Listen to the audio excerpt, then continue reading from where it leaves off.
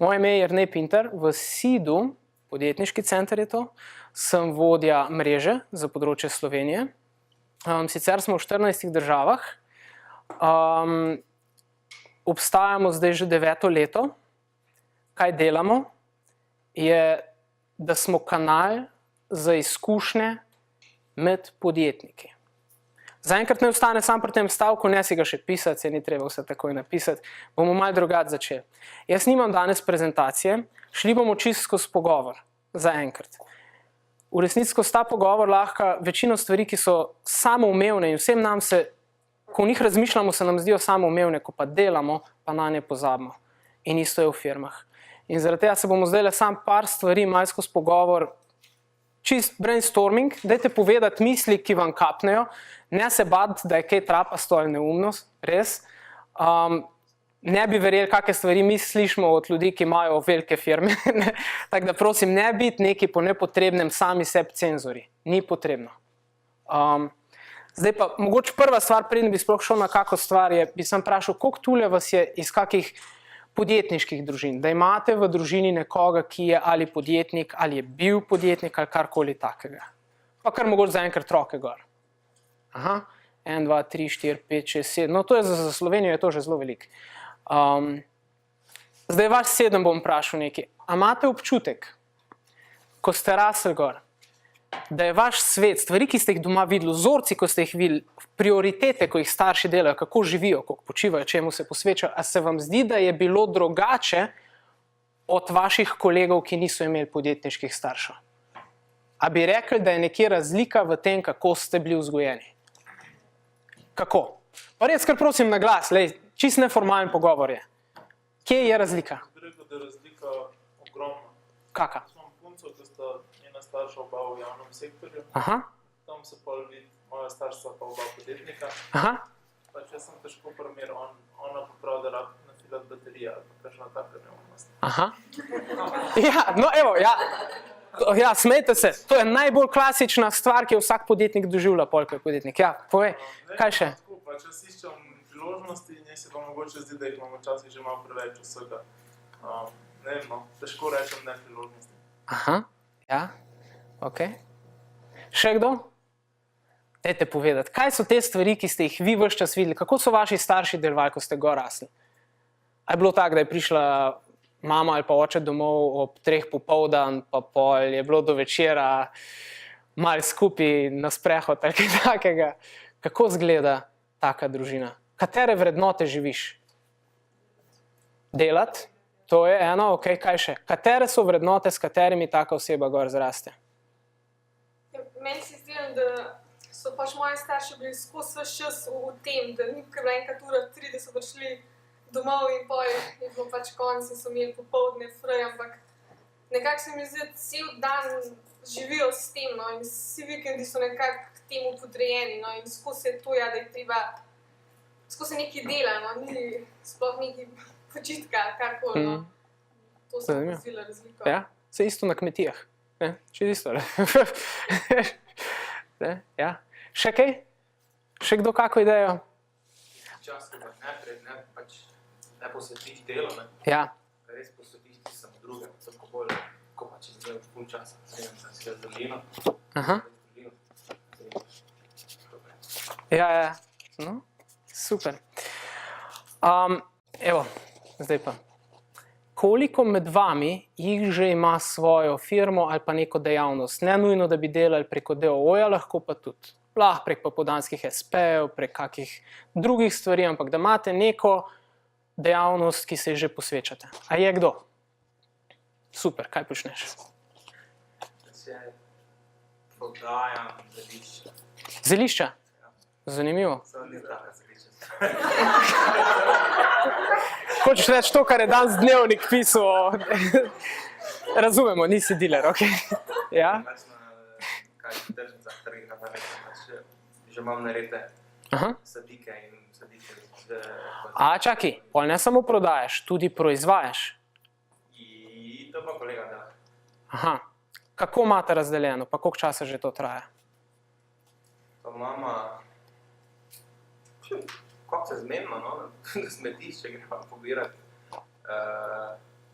tiste, kako rečem, za cinka na polino. Ja. On želi tisto pač tak, no, kako se zmenimo. Pa v bistvu vse gre v skupni sklad za nek drug projekt. Skupen sklad, se pravi se pravi, video v resnici delujete kot ena firma dejansko, ker imate skupen budžet, ali kako? Ja. Se pravi, ne samo, da imate že firmo, imaš tudi partnerja in že imate malo segmentirano področje, kje kdo deluje. Zanimivo. Mislim, kako gre prodaja, kako prodajate trenutno? No, nič se naglih nekaj tržima, no, kaj rečem, pač to prije okoli, pa prodaš. Nič takega. Se pravi, stranke pridejo k tebi? Ja, tržnice.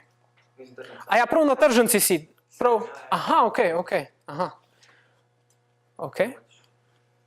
Rečemo mesečni budžet, ki ga naredite, ali pa letni. Ne, da ima mesečni, kot zdaj, bolj poletje je to bolj stvar. 5krat sem se do prodaja, bolj tako tesno, da vemo, kak je. Ja, 200-300 € spodobno. Super, bomba. Ko si rekel tesno, ta beseda me zelo zanima. Kaj sta ugotovila? Tu so ponovadi največje spremembe, ko ugotoviš, kaj pali, kaj ne pali. Ceno, ceno, to... Povej, kako sta šla. Kako je šla ta izkušnja? Jaz smo najprej dala, koliko boste vi dali za stojn. Pa smo rekla, tu imate za pa pač kakšni prostovoljni prispevki, pa so pač oni sami vzeli, koliko so vzeli. Potem smo...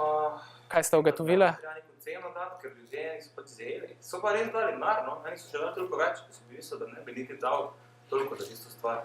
Pa sem pa neko okvirno ceno, pa sem pa bolj prilagala ceno k temu, kako so ljudje se reagirali.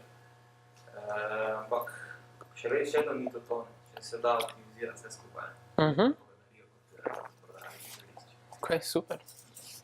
Se pravi, sta že šla dejansko eno testno fazo, če so ugotovila, to ne pali.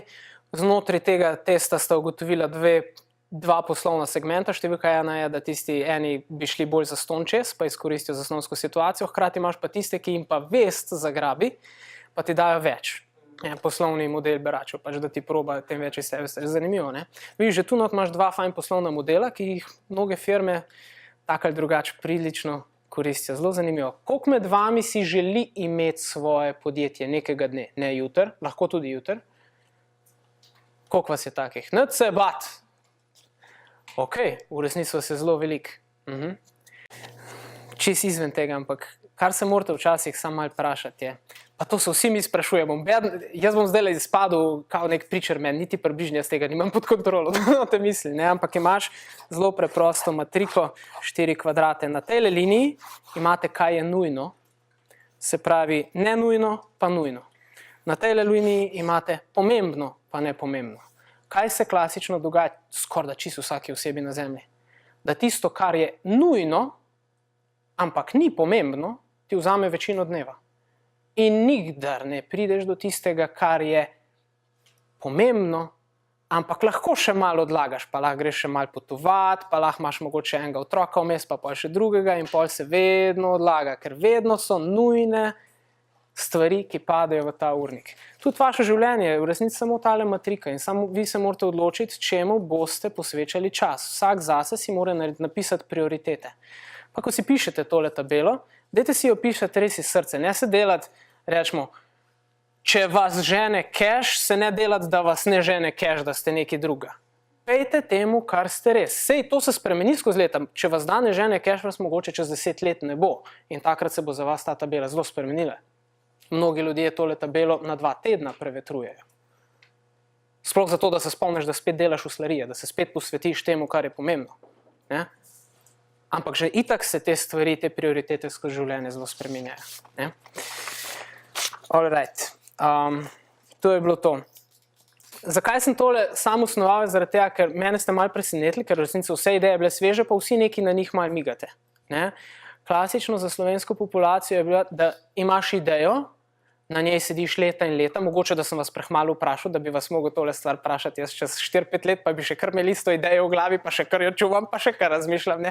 Res, to smo Slovenci, v zelo veliki meri. Šparaš idejo, čuvaš idejo. Kaj so razlogi? Številka 1 je, ne verjameš vanjo čisto nujno v nulo. Številka 2, se bojiš, da ti jo bo kdo ukradel in nisi pripravljen z njo ven prideti, ker zdaj imaš pa tako briljantno idejo in če boš nekomu povedal, ti jo bo ziher nekdo ukradel in zdaj si ti vplel. Ne? Kak pa je dejansko realnost? Fora je, da vsi, ki delajo biznis, so toliko hitri, toliko se mudi preživeti, sploh zdaj le zadnjih par let, da je zelo malo časa za res krast, pa se čemu posvečati. Številka 2, če imate toliko dobro idejo, da bo nekomu v interesu jo ukrast, vam jo bo itak ukradel. Naše firme, tudi tisti, ki imajo zelo zaščitene stvari, vsem ti jo skopirajo. Zakaj? Ker se mu bolj splača skopirati, pa pol plačati penale, ker bo še vse naredil 100-krat več, kot če ne skopirati. Nekdo, če vas bo hotel, vas bo skopiral. Kaj je pa tretja stvar, ki se pa pol skoraj vedno zgodi, je pa to, da nekdo drug pride do iste ideje, lej pa 7 milijard, koliko je že zdaj, 8 milijard ljudi, ziher bo nekdo prišel do iste ideje. Verjetno celo že je ta ideja nekje na mnogo večji ravni implementirane, kot je sploh pri vas v glavi. In vi ste že v bitki s konkurenco, pa še veste ne, ker še niste slišali za nje. Stvar že obstaja. Zakaj to govorim? Ker ponavadi ne se preveč bati na idejah, ne jih čuvati kot zlata jajca za čez 50 let.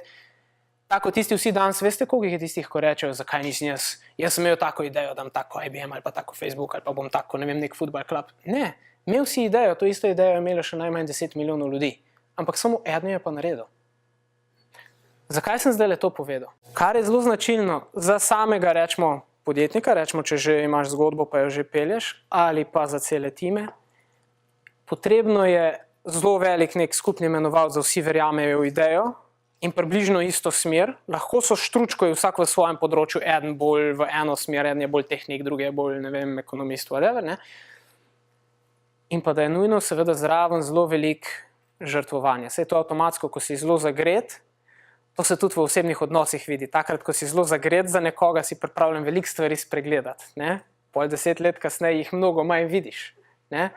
Čisi ste so firme, to ni hec, čisi ste so firme. Na začetku, ko si zaljubljen v idejo in imaš ta svoj courtship phase in vsi plešejo okrog ideje, ko en kult, ne, to je ko okrog tabornega ognja, pa vsi bi živeli ko boemi, kje kak cash, sploh ni treba, samo da razvijamo idejo, firma nujno to rabi. Od tega firma preživi na začetku. Če tega nimaš, ne boš preživel razen, če si spin-off neke večje firme. Nekdo, ki ti daje enormne količine casha, nek bomba investitor ali pa karkoli, ampak ti na začetku rabiš močno zaljubljenost. In rabiš tim, ki veliko žrtvuje in ki je izrazito proaktiven. Proaktiven. Tako pomembna beseda, da se v Sloveniji velikokrat premalo zavedamo. Zakaj? Ker zelo veliko stvari, stanovanja, zdaj naše generacije ne, ampak včasih stanovanja, službe, vse kar prihaja, zelo malo je bilo potrebne proaktivnosti, verjetno v tej smeri, kot si prej za punco omenil. Ne? Veš, jaz tudi, moji starši so tudi javni sektor. Ne?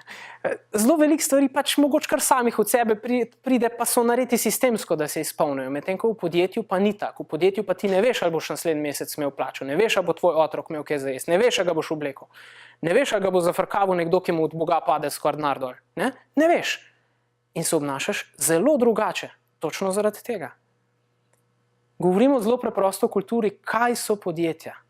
Kaki so podjetniki, kaki so timi, kaj tim rabi. Mogoče se vam zdi tole blesava debata, ampak govorimo zelo konkretno o tem, kako deluje ena firma, kaj rabi. Ne? Zdaj pa mogoče na mičken drugačna debata, ne vem, ali bo pretežka ali ne, ampak dajte si pa probati zdaj uživeti, da imate recimo kak te ime? Klemen. Pa Klemen danes, evo, še nima zaposlenih, sta dva partnerja, delata nekaj keša, še testirata idejo, in zdaj se ta firma ali pa neka druga se začne počasi razvijati. Kako se spreminja podjetnik, pa kako se spreminja firma, katere so faze, kaj rabi. Pa kar strelite, nič hudega, ziher boste vmes kako fazo zgrešili, nič hudega, če ne rečete prav, res, sam strelite ideje. Kaj se vam zdi, kako firma raste, kaj se dogaja s firmo, z lastnikom, s timom? Ok, ja, tega je zelo veliko, sploh na začetku. Večja odgovornost. Aha, na kak način? Na vseh v bistvu, ne. Ker je več dela, ker se tako dela poveča, se pravi, več stvari treba imeti pod kontrolo in tudi, če več ljudi sodeluje, se pravi odgovornost do njih, da stvari teče, kot je treba, ko ni važno, finančni je to, kjerkoli segment v bistvu, odgovornost vsega je več. Ja, to nič to, ko imaš enkrat par ljudi ali pa celo par 10 ali pa celo par 100 ljudi na plačilni listi, pa veš, a bojo oni nesli plačo domov, pa ti si odgovoren za to. To je težek podpis. Ja. Ok, še kaj? Ja, ima vsaka firma znanja, računovodstva, financ, pravo, vse ljudi po isto primerne, ker so ponovadi iz čist drugih koncev in te mogoče sploh ne razumejo v bistvu. Yeah. Charlotte, am I taking too much time with this discussion? Aha, ok. Bom mogel malo naš čas stiskati, malo prešalto zdaj, no v glavnem. Poanta je, firma, ko raste, ima izrazito velike potrebe, izrazito se spreminja, odločati se mora, rečemo, iskati nove ljudi. A iščeš, da boš zaposlil recimo računovodjo, ki si omenila, je zelo dober primer. Ali boš zaposlil računovodjo? Ali boš outsourcil računovodjo? Kaj so tveganja pri teh dveh odločitvah? Če boš zaposlil številka 1, ali imaš res dovolj dela za to osebo? Ali boš zdaj prisilil računovodjo, da dela podjetniško delo? A so računovodje ponavadi podjetniške osebe? Zelo malo, oni so zelo tak zapičeni v številke. Če boš njega poslal kaj prodajati, zelo redki so računovodje, ki imajo, da so people oriented, ne, in hkrati računovodje. To se zelo redko prekriva. Ne? In to so ponavadi bolj kaki strateški prodajalci za računovodje, kaki večji davčni ali kaj takega. Poanta je, ogromno je nekih težkih odločitev, s katerimi se soočaš vsak dan. Že v tej fazi, ko sta samo dva, pa testirata svoj produkt, je veliko odločitev. S kako ceno bova šla, koliko pogosto, koliko bova prinesla na tržnico, koliko bova producirala doma, kako bova nesla, kako bova prodala, kako se bova ponavljala, kakva bo raven kvalitete. Že zdaj so vsa ta vprašanja. Predstavljite si, ko se začne tim širiti, imaš not ogromno različnih karakterjev, poskušaš firmo specializirati, pa pojma nimaš kako, hkrati si pa podjetnik. Prejle smo govorili, kak je podjetnik. Ne? Podjetnik ima eno idejo, je vanjo zaljubljen, z njo pleše, za njo bi šel do konca sveta, za njo bi pustil otroke in družino na strani nekje včasih, zaradi tega, ker ve, da ta trenutek ideja ne bo preživela, oni že bojo, dajmo jih za en mesec na stran, firma včasih to rabi, ja dobesedno to rabi, se posod imaš na vrhu take ljudi. Ne?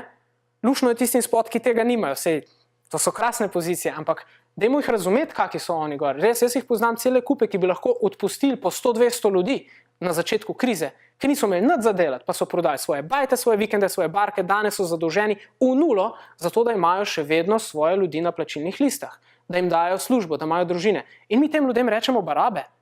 A si predstavljate, da narediš vse to, pa ne hecam se, njegovi zaposleni njemu še vedno govorijo, ja, ta baraba. Veste, kaj mi je že dal? Veste, on je vse za celo svojo družino je razprodal, zato da imajo oni službe, a kaj se njemu daje nazaj? Mi včasih ne razumemo, kdo so podjetniki. Pa se zdaj ne govorimo o tajkunih. Da ne bo kdo narobe razumel. Govorimo o ljudeh, takih kot si ti, ki začne firmo iz nule, jo uspe zgraditi, uspe iti čez toliko finančnih kriz, pa toliko enih žrtev, pa čez 100 takih jih samo 5 rata, ne? Vseh 95 še enkrat proba in pol jih spet samo 5 rata. In veste, koliko rabiš, da priješ od ene populacije do enega močnega? Veste, koliko žrtev? In mi jih zafrkavamo v glavo. In zato je tu sit. Kaj delamo sit? Sit smo za podjetja, ki so nekje od tam, ko že imaš preverjen poslovni model, kar pomeni, ti si zdaj že ugotovil, da nekaj, kar si naredil, rečemo prodaja zelišč, IT, avtomatizacija industrije, arhitektura, karkoli. Ti si zdaj že ugotovil in si znal iz tega narediti nek ponovljiv poslovni model. Ti to znaš zdaj prodati. Ampak znaš to prodati, rečemo, da to, da imaš en par ljudi zaposlenih, rečemo, da s tim 3 delaš 100-200 jurjev na mesec ali pa kaj takega in zdaj se ti začne eksplozivna rast. V tej rasti imaš ti not vprašanje, kako bom kadroval, a bom razdelil deleže med nove ključne zaposlene, kako jih bom motiviral, kako bom delal posamezne divizije, kako bom mogoče šel internacionalizacijo, kdo mi zna res prodati, kdo mi zna delati marketing, koga bom vzel za accounting, tako si prej rekla, veš ne. Tokenih vprašaj in če ti tako hitro rasteš, ti delaš dnevno odločitve. Veste, na kolikih odločitvah narediš napako? Približno tak z glave, koliko napačnih odločitev narediš? Najmanj. Zaradi tega, ker jih delaš v ihti. Že če bi premišljeno delal odločitve, ponavadi nimaš dovolj virov informacij, da bi bila res dobra. Kaj šele, ko jih delaš hiter? Ker nimaš časa vleči. Ker bo trg šel. Če ti ne boš šel s trgom, ti bo pa trg šel, pa bo nekdo drug pobral. In zdaj se moraš odločiti, da boš fokusiran na ven ali na not. In takrat je fajn, da si fokusiran na ven. In moraš sprejeti, da ti not boš imel probleme. To ti mora biti, ne smeš, če si oseba, ki misliš, da not ne boš imel problemov, pol si se napačno sfokusiral. Ker pol ti trg uhaja. Pol imaš čist drug problem, veliko večji problem, zaradi tega, ker pa napačno stvar zasleduješ, pa nisi podjetnik, pa si birokrat, ker se na napačno stvar fokusiraš. Ne? In zdaj, kaj mi delamo? Mi pa omogočamo, da tisti, ki so že šli te zgodbe čez, da povejo, da se usede s tabo ali na eni delavnici, tako kako je ta, ali pa na individualnem sestanku kot mentor, da ti reče, glej, ko sem jaz mojo firmo rastel, sem naredil failer pa sem probal to, pa ne deluje, pa sem probal to, pa ne deluje, pa sem probal to, pa piše, da deluje samo v Ameriki, ker pač tam so določene vrednote malo drugačne kot v Sloveniji ali pa kaj takega, so že ugotovili, kaj ne deluje. Kaj je za vas to vredno? Veste, koliko je za vas to vredno, da vam nekdo pove 4 stvari, ki ne deluje? Rečemo, mogoče, za vsak slučaj nam ne rekel, ampak no, da vam nekdo pove, da se ne zaciklate v neko odločitev, ki bi vam čez 2 leti čez hrbet udarila, pa veste ne, dokler ne prijete na naslednjo podjetniško raven, veste ne, da vas bo to udarilo. In koliko je vredno, da se z vami parkrat usedejo ljudje, ki vam povejo, ki so že naredili velike zgodbe, ki so naredili 100, 200, 500, 1000 zaposlenih. Kaj greš čez? Rečemo, mogoče čisto takle iz vrha glave, kaj je zelo značilna napaka pri slovenskih podjetjih, ko imaš enkrat, rečemo, 300-400 jurjev prometa, pa imaš 5, 6, 7 zaposlenih, se začneš iti internacionalizacijo. Ne? O tem smo že večkrat govorili. Ne? Kaj se tu zgodi? Od koga firma živi, ko imaš 7 zaposlenih? Koliko ljudi je not res močnih pa prodaja? Kakva ideja? Ponavadi je to ta glavni podjetnik, on je tisti, ko žge, ko res gre čez zid. Kdo bo delal internacionalizacijo? Ja, ne bojo dal nekomu drugmu, ker ve, da nihče drug te zgodbe ne obvlada, pomeni, on bo delal internacionalizacijo, kaj se bo vmes naredili z domačo enoto. Ja, imamo cel kup takih, ki so se šli take špase, pa smo jim povedali, mislim, sit je samo kanal, da ne bo zgledali. Vse, kar jaz zdaj le govorim, mi smo kanal za to. Stvar gre od podjetnika do podjetnika, ni namen, da smo mi konzultanti, ne moramo se mi delati. Jaz, ko sem prišel iz faksa, jaz sem tudi mislil, da bom kako fajn, kaj konzultant, ne, pa bom kaj povedal. Ne. Ko ugotoviš, kako pomembno je, da da na svet tisti, ki ga je sprobal v praksi, ne, ki ga je nekje prebral, zaradi tega, ker točno ve, katerih 20 opomb gre zraven tega nasveta. Če bi ga jaz dal, bi dal na svet, ne, to, zdaj se pa ti ruki, pa te 3 korenine nabaši. Ne, rabiš, da ti pove, katere so korenine na tej poti. Ne. In zdaj, zelo preprosto, če narišem, kaj SID dela, imaš pol te programe, rečemo, če gledamo, da je tole nekak firma, imaš tule, pač rečemo, da to je ta čista startup faza, tule imaš 3 zaposlene, pa rečemo, da je njih 200 jurjev prometa in od tu naprej do, rečemo, nekje tule imaš zelo močno grow fazo. Tu not firma raste. Vse je orientirano na rast, tole je drugače, kar govorim je, pa zdaj le bom zelo posplošil, od Ishaka Dizesa, Life Cycles, ne, za firme. In kaj se s firmami tu vmes dogaja? Fora je, da tu enoti imaš neko core chip startup fazo, pol tule vmes firma sama sebe testira, odkriva nove trge, zelo hitro dela odločitve, ne, dokler ne pride do neke ravni, kjer ima pa zdaj res dober poslovni model. Tu pride ponavadi pol v neko fazo, se reče go faza, tu eksplodira, ker zdaj ima pa interno vredo porihtano, produkt deluje, vse šiba noro in tu, kaj mislite, da naredi tak podjetnik, ki mu stvari ful šibajo? On bi šel še 20 drugih področij odpirati, on bo naredil kar še 10 firm. Je res, vam povem, vsi po vrsti imajo, še najmanj 2-3 ideje začne zraven. Kaj se začne delati, začne iti v ful različnih smeri, spet trpi isto, kot pri internacionalizaciji domača enota trpi, ne? Preveč se razpršijo. Imamo enega našega mentorja, ki zelo dobro reče, da imaš izrazit problem, če hočeš nekoga udariti, pa ga takle tepeš z odprtimi prsti, ne, toliko front imaš odprtih, ne, pa ga takle suvaš, je to ne boš dal, če prišel, ne. In zato firma ponavadi po tej fazi rabi spet refokus, rabi se postaviti nazaj, rabiš močen udarc, zato ker vsi ostali na trgu so taki, ne, in če boš ti edini, ko bo takle hodil, boš malo hecen zgledal. No, in v glavnem, kako SID dela? Tule not imamo en program, ko se mu reče Grow, ki je namenjen točno temu, da se tem več pogovarja s podjetniki, ki so šli skozi fazo izrazite rasti. Od tule naprej imamo program Pro, ki je za podjetja, ki rabijo se profesionalizirati, rabijo fokus, rabijo močne procese in rabijo, da se razbremeni glavni vodja. Ko imaš enkrat 25, 30, 50, 80, 100 zaposlenih in si ti še vedno tisti, ki vse te kadre ureja, si predstavljate, kaj se je v resnici zgodilo. Vloga podjetnika, ki je na začetku bil glavni idejni vodja, glavni prodajalec in ne vem, koliko pač teh vlog je zdaj rad čisti biznis administrator, ki sam ureja še pogodbe, deva evalvacije, a bomo danes s temu dali 20 evrov na plačo, ali mu bomo dali 10 ali pa 50. Ne? Sam s tem se še obada. Kaj je s tem firma zgubila? Glavnega vlečnega kozla. No? In kaj se zgodi s takimi firmami, ki izgubijo zelo močno vodstvo? A je kdo že kdaj videl, kako izgleda, ko rečemo prije nek močen finančni sklad, no, pa gre osnovno vodstvo ven? Kaj se ponavadi zgodi? Najmanj majhen takle sunek je ponavadi. Najmanj majhen. Ker se močno čuti, ko ti vprežnega konja daš ven. Ne? In zaradi tega, kaj v tej fazi rabiš, je tega enega razbremeniti, da se on začne ukvarjati z novo ravnjo firme. Firma se ves čas gradi, firma se ne gradi od tu navzdol, ampak se gradi od tu navzgor. Ves čas. In ti moraš njemu ves čas devati dovolj osebnega prostora, da on raste in firma raste z njim, kar pomeni, pod njim se morajo zelo lepo postavljati pravilne strukture. To je pri nas drugače. Program, se pravi, da malo svoj tim urediš, da veš, koga rabiš, no, kakšni ljudje morajo biti, predvsem ta proaktiva, pa na to, kako zbiraš ključne ljudi. Ne? In pol od tu naprej grejo pa še programi, ki so pa za posamezna področja, to so pa pol rečemo prodaja, zato da profesionaliziraš to področje, finance, ker večina firm nekje do 100 zaposlenih ima finance tak čist, kot nujno zlo. Tam not se dajo zelo velike prihranke narediti. Marketing, leadership. Veste, kaj je najbolj zanimivo? Rečemo stvar, ki se pri nas pojavlja. Če bi gledali, imamo ta leadership program, namenjen je middle managementu. To je že zelo pomembno. Se pravi, od tule naprej, ne? Tu si je on neko core ekipo naredil in zdaj rabimo njih aktivizirati. Dajte računati, ta middle management je ponavadi bil tak. To so bili ljudje, ki so bili na začetku del ene ekipe, ali pa kasneje prišli v firmo in rečemo, da nas je najprej v neki enoti, nas je 10. In mi smo vsi prijatelji med sabo. In zdaj meni rečejo, Jernej, ti boš pa zdaj njim vodja. In zdaj jaz sem vam tule, sem pa vodja. Dajte mi povedati, koliko bom jaz še vedno vaš prijatelj, koliko bom pa vaš vodja. Kam je moja lojalnost obrnjena? Hvam.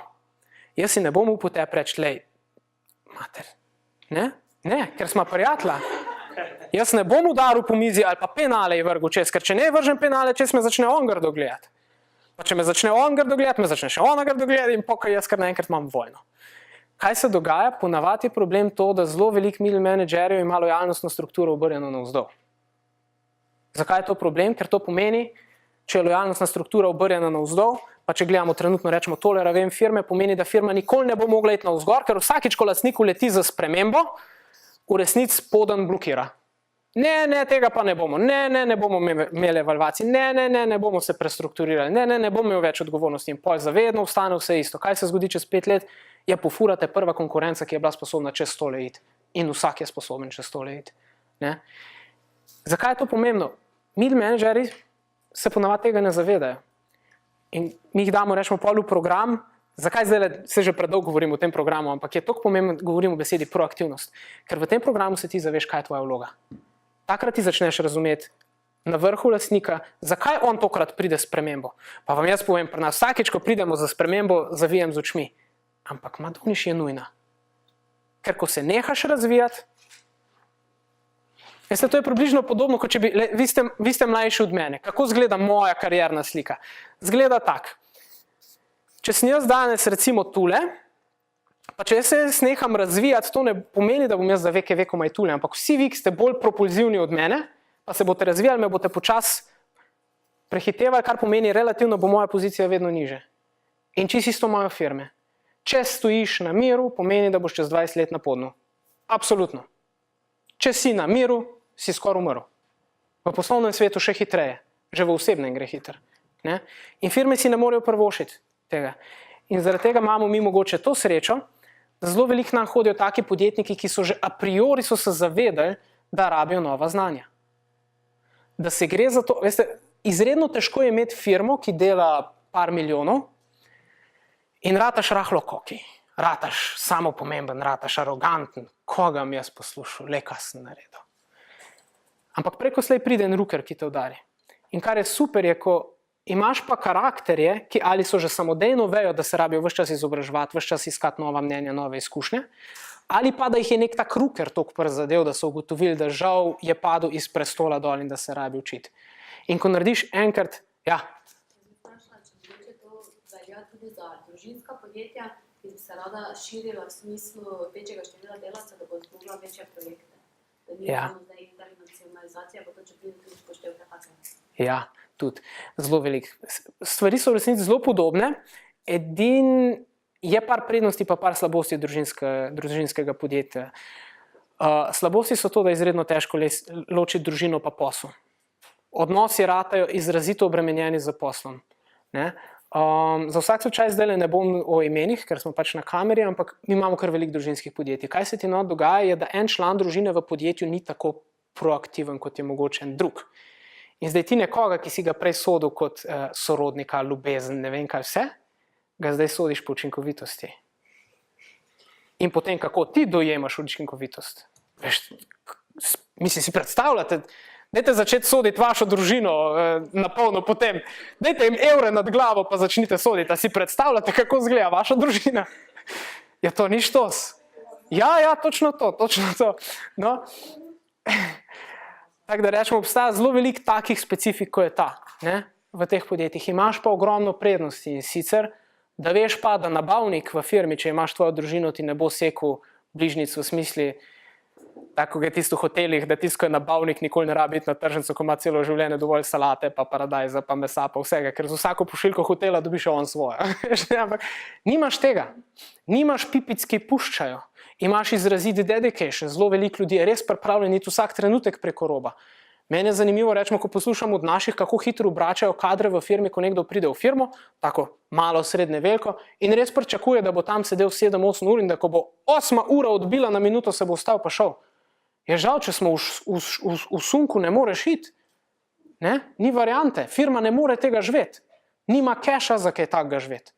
Ne? Se po mojem smo šli že predaleč v to, ok, dajmo še dodati, mi to zadevo, pa to mrežo, mi zdaj imamo že 400 podjetnikov, je šlo že skozi naše programe samo v Sloveniji, smo pa v 14 državah, kar pomeni, povezujemo še mednarodno. Vem, da vam v resnici nisem nič konkretnega dal v smislu, da bi vam rekel, kak je ta program, pa ta program, pa ta program. Ampak kar sem vam želel dati, je kako približno deluje v glavi in podjetnik in kaj se zelo okvirno malo čez faze dogaja, kaj podjetje rabi, pa je res bilo zelo krovno, ampak upam, da sem to sporočilo uspel spraviti čez.